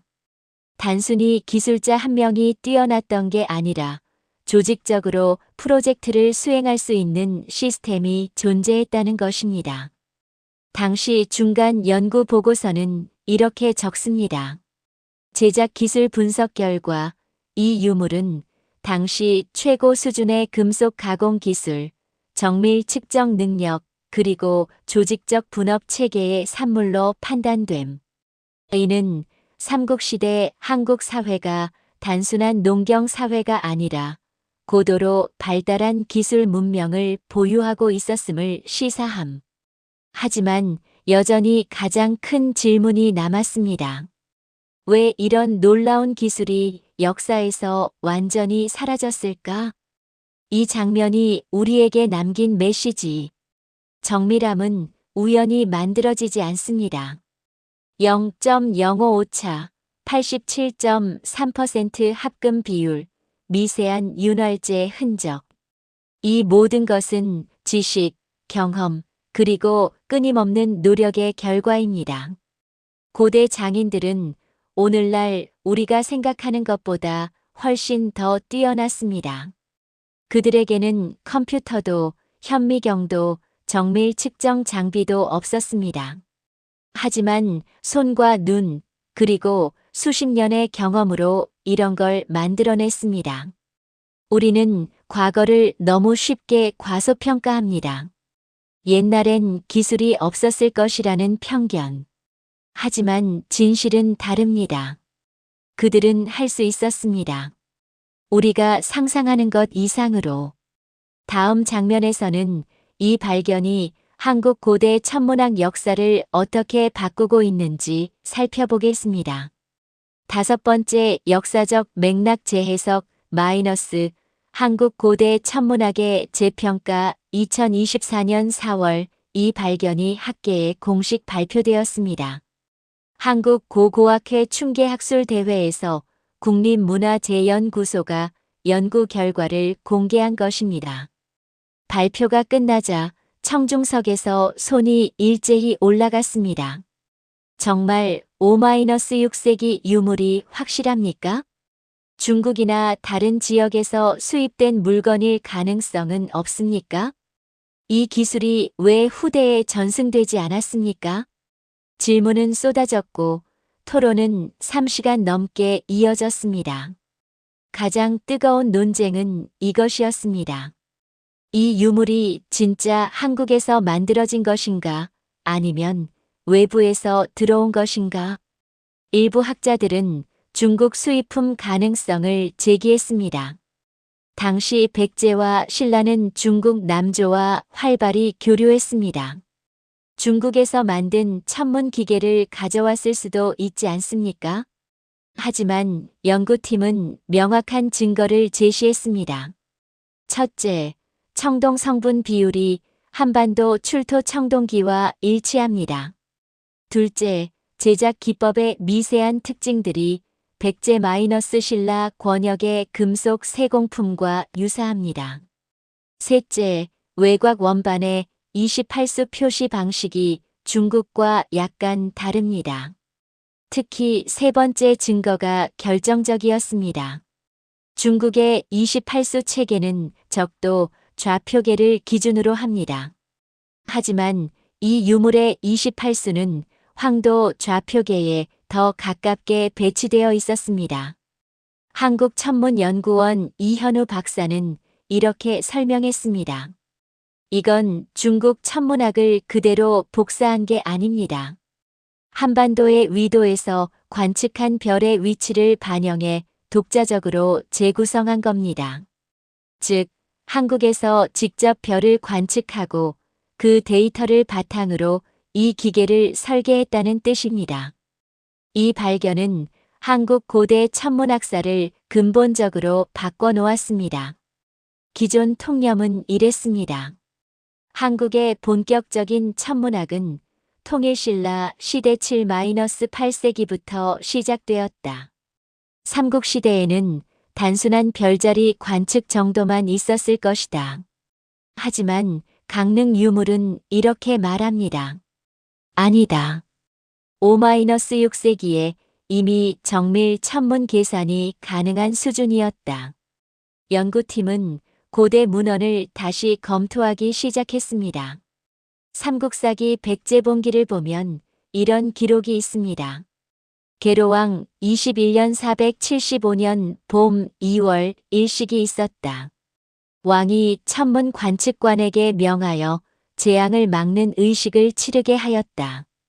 일식을 미리 알고 대비했다는 뜻입니다. 일식을 예측하려면 태양과 달의 정확한 궤도 계산이 필요합니다. 강릉 유물 같은 도구 없이는 불가능한 일입니다. 삼국사기 신라본기에도 비슷한 기록이 있습니다. 눌지왕 4년 420년 별이 떨어졌다. 천문 박사가 28수 중 동쪽 별자리에 이변이 있다고 보고했다. 28수를 정확히 구분할 수 있었다는 뜻입니다. 이것도 체계적인 관측 도구 없이는 어렵습니다. 우리는 그동안 이 기록들을 단순한 점성술 정도로 치부했습니다. 고대사 전문가 정명호 교수 고려대의 말이었습니다. 하지만 강릉 유물을 보고 나니 이 기록들이 완전히 다르게 보입니다. 이건 점성술이 아니라 과학이었습니다. 연구팀은 한 가지 더 중요한 가설을 세웠습니다. 왜 이 기술이 후대에 전승되지 않았을까? 답은 역사적 격변기에 있었습니다. 5-6세기는 삼국시대 중반기입니다. 고구려, 백제, 신라가 치열하게 경쟁하던 시기. 특히 백제는 475년 고구려의 공격으로 수도 한성이 함락되며 엄청난 혼란을 겪습니다. 이 과정에서 수많은 문화재와 기술이 소실되었습니다. 강릉 유물이 발견된 층위는 바로 이 시기와 겹칩니다. 이 기계를 만든 장인 집단이 전쟁으로 흩어지거나 사라졌을 가능성이 큽니다. 정명호 교수의 추측이었습니다. 기술은 사람을 통해 전승됩니다. 사람이 사라지면 기술도 사라집니다. 특히 이렇게 정밀한 기술은 몇 대에 걸쳐 전수되어야 하는데 전쟁으로 그 고리가 끊어진 겁니다. 이것은 비단 한국만의 이야기가 아닙니다. 고대 그리스의 안티키테라 기계도 마찬가지입니다. 기원전 2세기에 만들어진 이 천문 계산기는 그 이후 로마 시대에도 비슷한 수준의 기계가 등장하지 않았습니다. 기술이 단절된 것입니다. 인류 역사에서 이런 일은 반복되어 왔습니다. 뛰어난 기술이 전쟁, 재난, 사회 붕괴로 사라지는 일. 그리고 수백 년 뒤 누군가 그 기술을 다시 발명하는 일.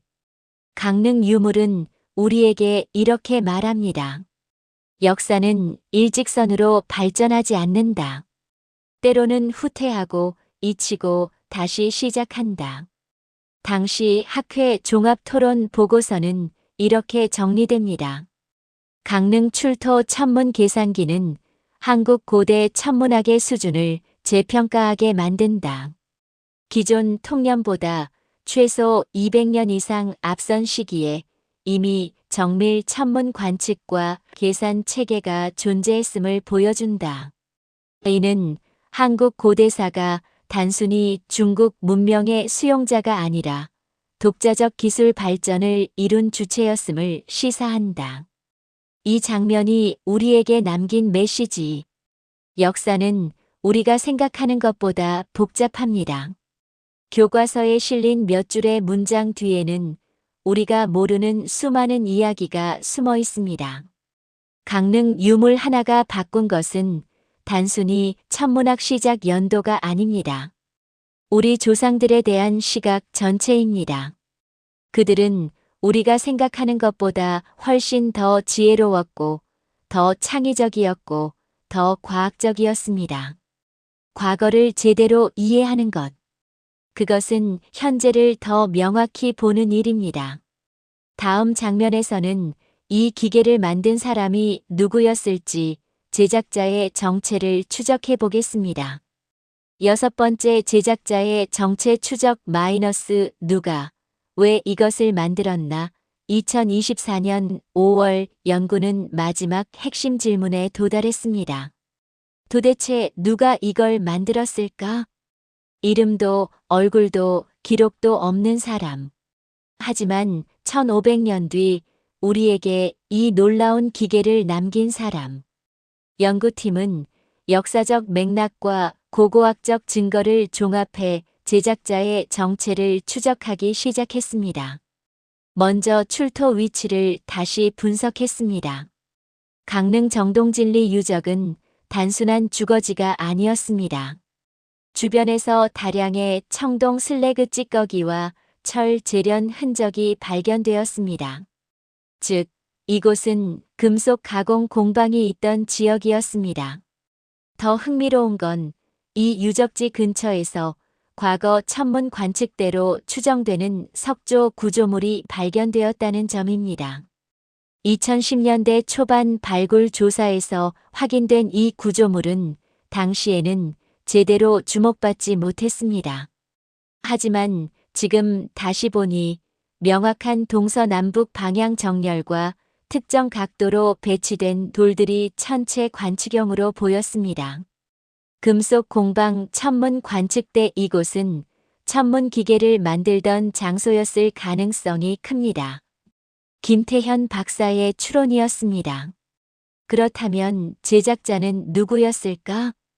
고대 한국 사회에서 천문학을 다룰 수 있었던 사람은 매우 제한적이었습니다. 첫째, 왕실 천문 관측관. 둘째, 고위 관료 중 학문을 겸한 사람.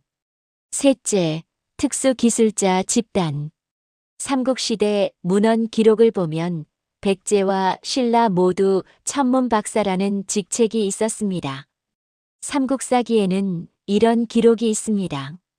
백제 무령왕 23년 523년 천문 박사 고흥이 해성 출현을 보고하고 재앙을 예방하는 의례를 건의하였다. 고흥.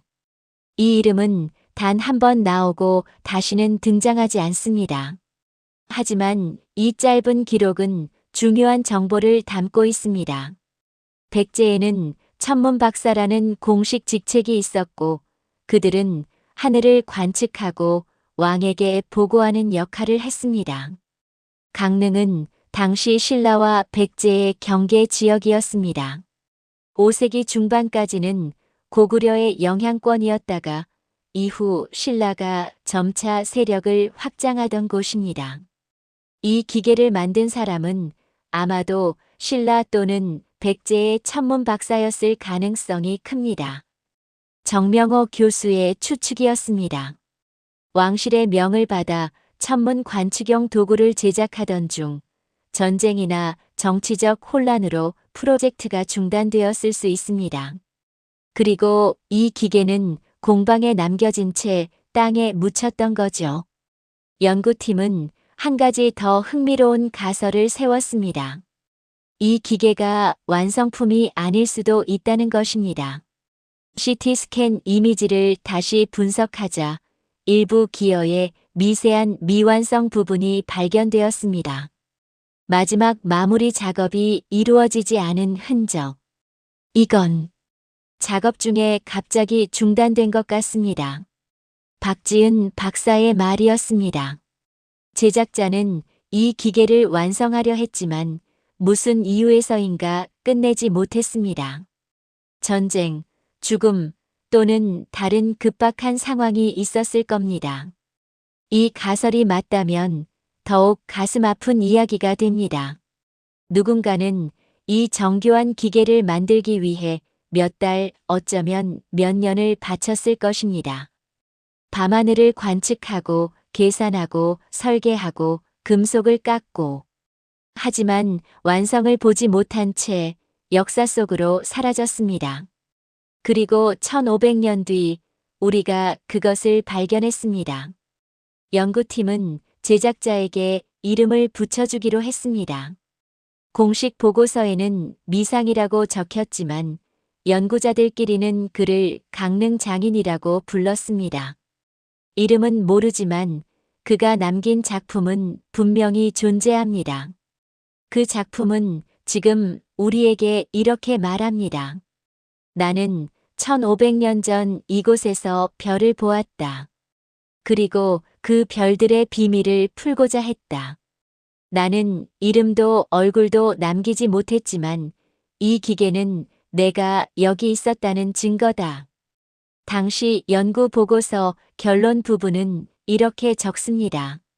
제작자의 정확한 신원은 밝혀지지 않았으나 왕실 천문 관측 체계에 속한 고급 기술자로 추정됨.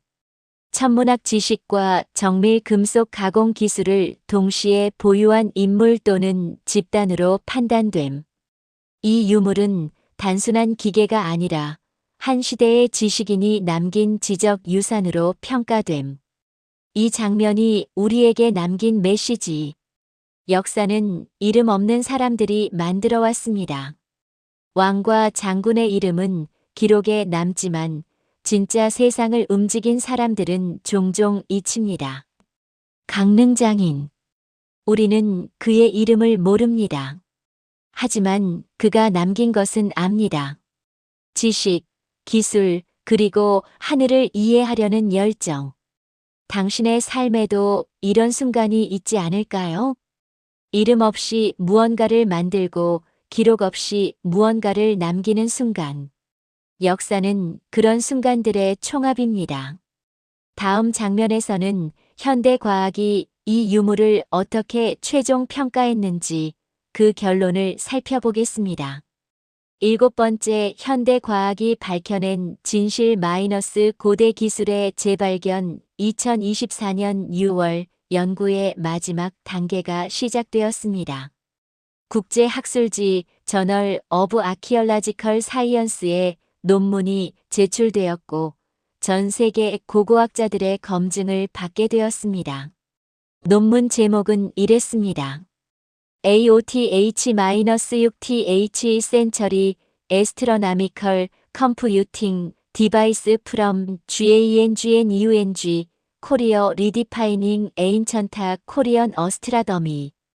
강릉 출토 5-6세기 천문 계산 장치 한국 고대 천문학의 제정에 3명의 국제심사위원이 배정되었습니다.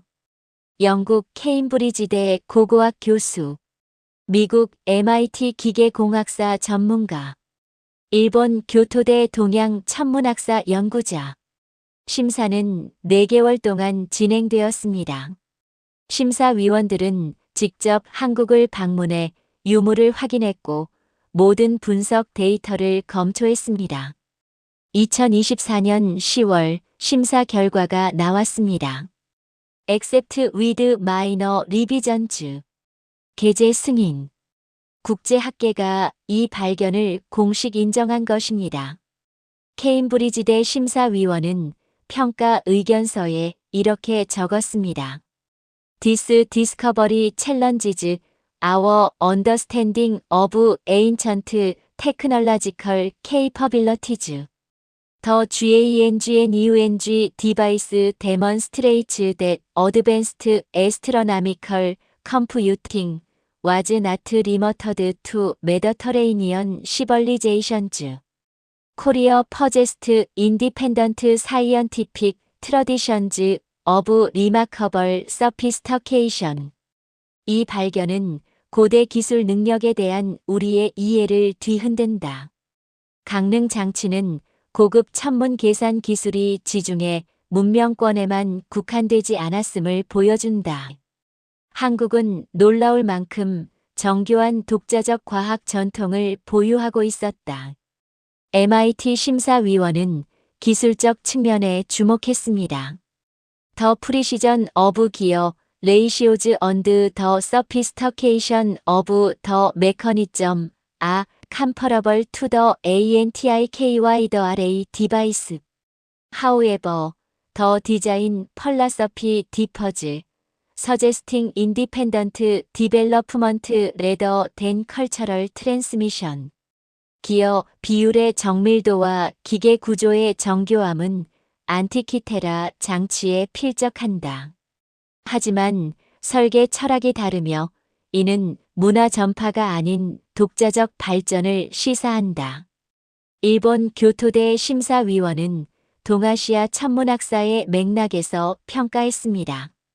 This finding requires us to reconsider the timeline of astronomical development in East Asia.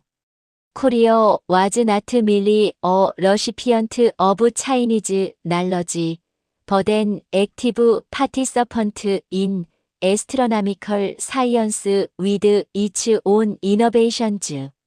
이 발견은 동아시아 천문학 발전 연대기를 재고하게 만든다. 한국은 단순히 중국 지식의 수용자가 아니라 독자적 혁신을 가진 천문학의 능동적 참여자였다. 2024년 11월 논문이 공식 게재되었습니다. 전 세계 언론이 이 뉴스를 보도했습니다. BBC Ancient Korean Computer Rewrites History of Astronomy.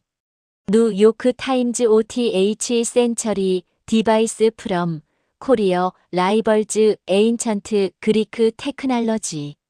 네이처 누주 GANGNEUNG 메커니즘 A New Chapter in Ancient Science. 한국 학계도 들썩였습니다. 국립중앙박물관은 특별전 개최를 결정했습니다. 2025년 봄 하늘을 계산한 사람들 강릉 천문기계의 비밀이라는 제목의 전시가 열렸습니다. 개막 첫 주에 3만 명이 방문했습니다. 전시장에는 원본 유물과 함께 3D 프린팅으로 제작한 작동 가능한 복제품이 전시되었습니다. 관람객들은 직접 손잡이를 돌리며 1500년 전 기계가 어떻게 별의 위치를 계산했는지 체험할 수 있었습니다.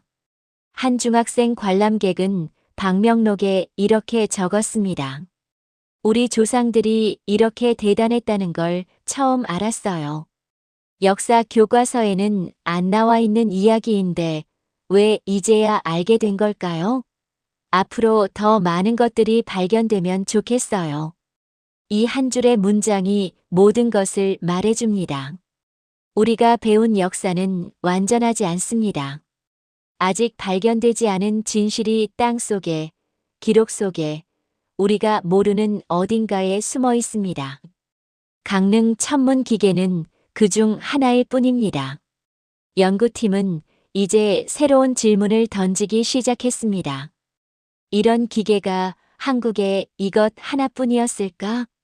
다른 지역, 다른 시대에도 비슷한 기술이 있었을 가능성은? 우리가 아직 발견하지 못한 고대 기술은 또 무엇이 있을까? 2025년 현재 전국의 삼국시대 유적지에서 재발굴 작업이 진행 중입니다. 과거에는 단순 장신구로 분류되어 수장고에 보관된 금속 유물들을 다시 꺼내 정밀 분석을 하고 있습니다. 어쩌면 그 속에서 제2, 제3의 강릉 천문 기계가 발견될지도 모릅니다. 최종 연구 보고서는 이렇게 마무리됩니다.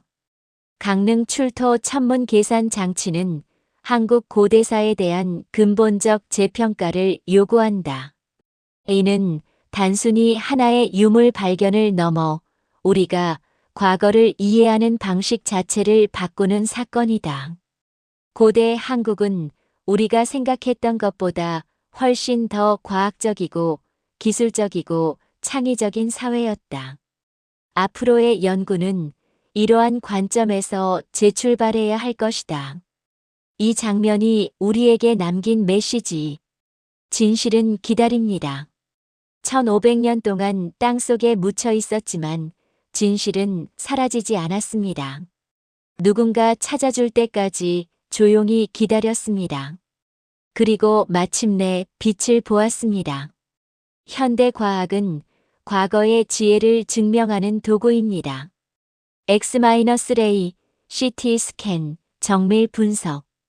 이 모든 첨단 기술이 결국 말하는 것은 하나입니다. 과거 사람들은 위대했다. 우리는 과거를 너무 쉽게 무시합니다. 하지만 그들이 남긴 것을 제대로 보는 순간 우리는 겸손해집니다. 역사는 끝나지 않았습니다. 아직 발견되지 않은 이야기들이 우리를 기다리고 있습니다. 우리는 지금까지 7가지 장면을 통해 작은 청동 원반이 어떻게 한국 고대사 전체를 흔들었는지 확인했습니다. 발굴 현장의 첫 발견부터 과학 분석이 드러낸 충격적 진실, 제작 기술의 놀라운 수준, 역사적 맥락의 재해석, 제작자의 정체 추적, 그리고 국제학계의 공식 인정까지. 이 7장면은 서로 떨어진 이야기가 아닙니다. 하나의 축을 중심으로 연결되어 있습니다. 그 축은 바로 이것입니다. 우리가 알고 있던 과거는 빙산의 일각에 불과했다. 강릉 정동진리 발굴 보고서는 이렇게 기록합니다. 이 유물은 우연히 발견된 것이 아니라 역사가 우리에게 준 메시지다. 과거를 제대로 보라는, 겸손하게 배우라는 메시지.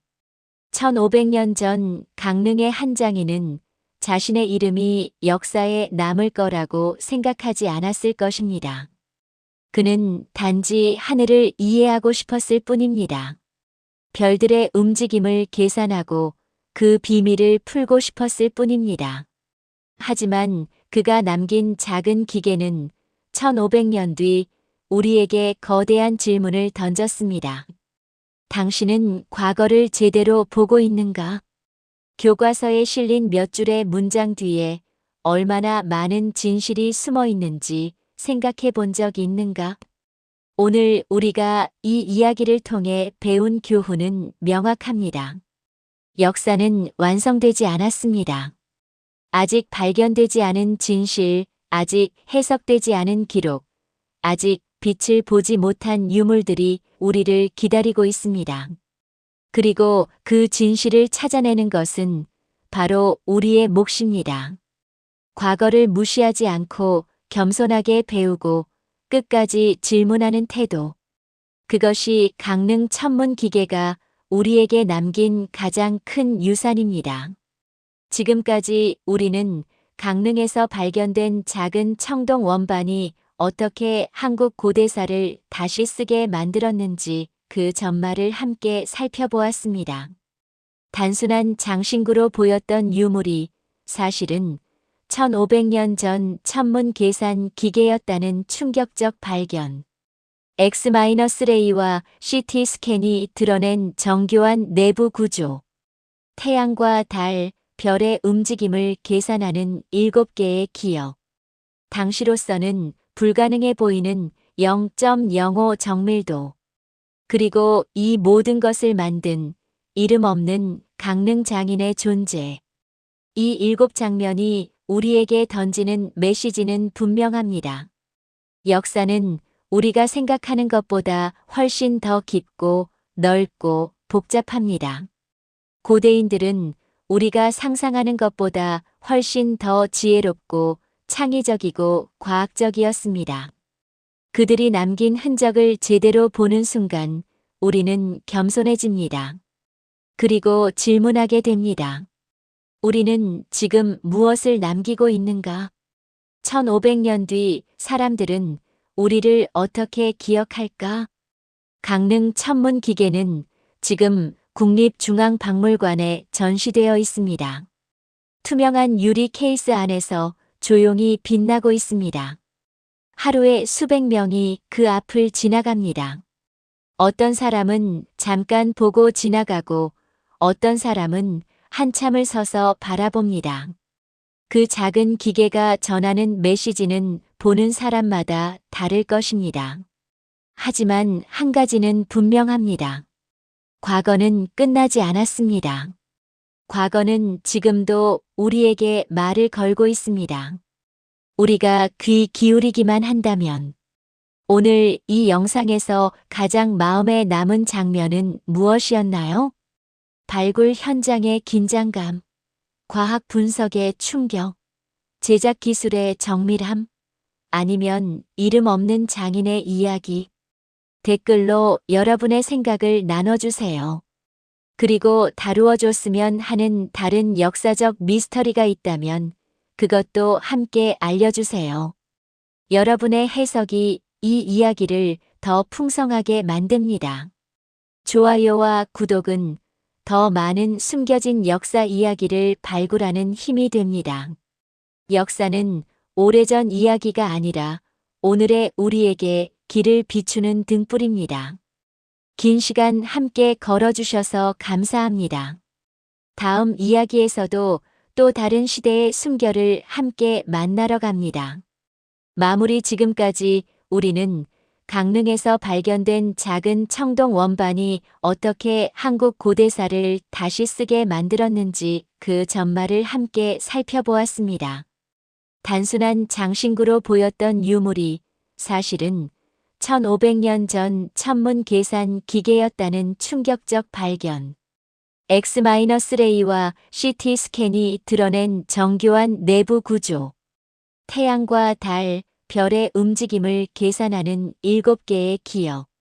당시로서는 불가능해 보이는 0.05 정밀도.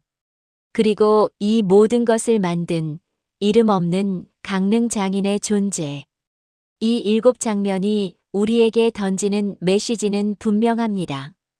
역사는 우리가 생각하는 것보다 훨씬 더 깊고 넓고 복잡합니다. 고대인들은 우리가 상상하는 것보다 훨씬 더 지혜롭고 창의적이고 과학적이었습니다.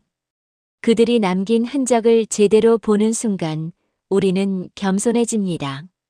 그리고 질문하게 됩니다. 우리는 지금 무엇을 남기고 있는가? 1500년 뒤 사람들은 우리를 어떻게 기억할까?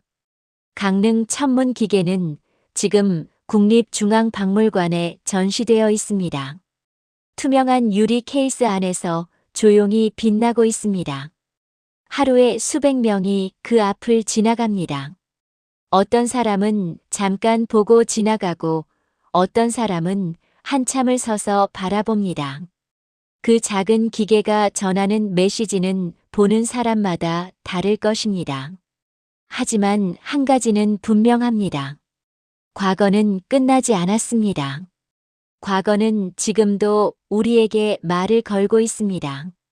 우리가 귀 기울이기만 한다면. 오늘 이 영상에서 가장 마음에 남은 장면은 무엇이었나요? 발굴 현장의 긴장감, 과학 분석의 충격, 제작 기술의 정밀함, 아니면 이름 없는 장인의 이야기. 댓글로 여러분의 생각을 나눠주세요. 그리고 다루어줬으면 하는 다른 역사적 미스터리가 있다면 그것도 함께 알려주세요. 여러분의 해석이 이 이야기를 더 풍성하게 만듭니다.